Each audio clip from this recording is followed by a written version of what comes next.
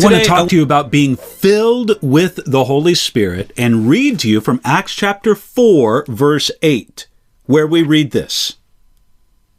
Then Peter, filled with the Holy Spirit, said to them, "Rulers of the people and elders of Israel." And that begins a great speech that Peter's going to give to the council there in Acts chapter 4. You see, Peter was in trouble again. And in a stressful situation, he stood before important and powerful men. And it was possible that those men could condemn him to death. At that very critical moment, it tells us that Peter was filled with the Holy Spirit. Peter was instantly filled with the Spirit again.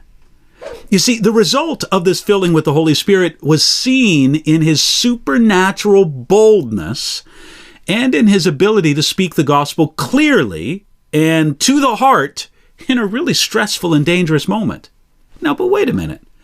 Wasn't Peter filled with the Holy Spirit before Acts chapter 4? Well, Peter was filled with the Holy Spirit in John chapter 20, verse 22, when he was among the disciples, when Jesus breathed on them and said, "Receive the Holy Spirit." Again, that's John chapter 20, verse 22. Peter was filled with the Holy Spirit in Acts chapter 2, verse 4, when he was among the disciples who were all filled with the Holy Spirit and began to speak with other tongues as the Spirit gave them utterance. When Peter was filled with the Holy Spirit in Acts chapter 4, verse 8, it wasn't the first time he was filled with the Spirit, and it wouldn't be the last time either. The filling of the Holy Spirit that Peter experienced in John chapter 20 and in Acts chapter 2, those were not one-time events. It was something that God wanted to continue doing in his life. Friends, the filling of the Holy Spirit is not a one-time event that we live off for the rest of our days. It is a constant filling, a continual asking to be filled, and repeatedly receiving the Spirit's filling by faith. Now, I believe that there's a wonderful and significant first experience with the filling of the Holy Spirit. This is often thought of as the baptism of the Holy Spirit. You'll find that in Matthew chapter 3, Acts chapter 1, Acts chapter 11.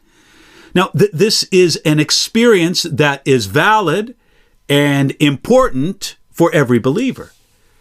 But yet, much of the weakness, much of the defeat and lethargy in our spiritual life can be attributed to the fact that we are not being constantly filled with the Holy Spirit.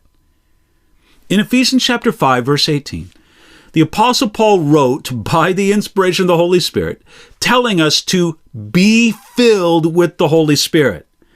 The grammar of the ancient Greek language for the phrase that Paul used indicates at least two important things. First of all, the verb be filled is passive.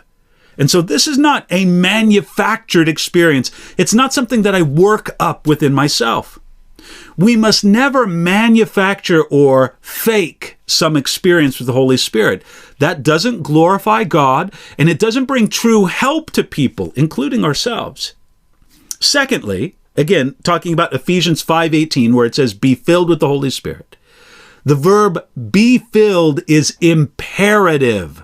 So this is not an optional experience. You could say it's a command.